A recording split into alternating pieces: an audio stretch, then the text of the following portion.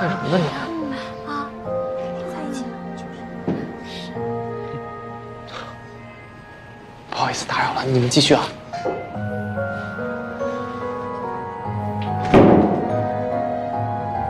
怎么了？不是说在公司要公事公办吗？没什么，就是有点想你了。想我的话，那随时来见我就好了呀。嗯。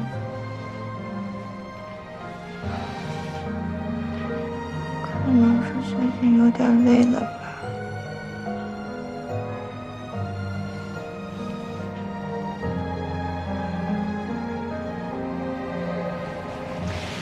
好了，那你忙吧，不用管我。我忙完了，一起回去吧。嗯。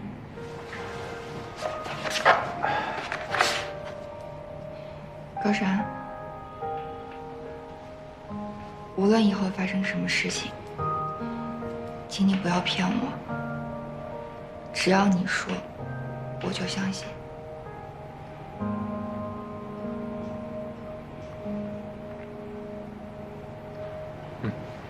这是高山抽屉里找到的资料。他最近找的东西很杂，但是这个抽屉里的大多都跟清润有关，也证明了我们的猜测是对的。你们还是做了。这事儿你头一天干？因为实在有太多的问题没有办法解释。我非常欣赏高山，但同时他也很危险。林沃，我不希望你受伤。林沃，高山不像看上去这么简单。这些证明不了什么。清润破产以后，老板跳楼身亡，他的名字叫高峰。他是跳楼去世的。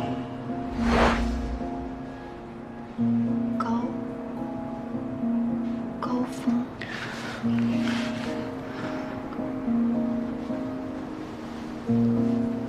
这张全家福是在他抽屉里发现的。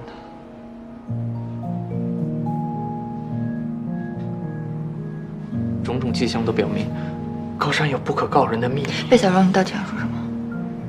我知道你心里有个跟我一样的猜测，你只是不想说，也不愿意相信。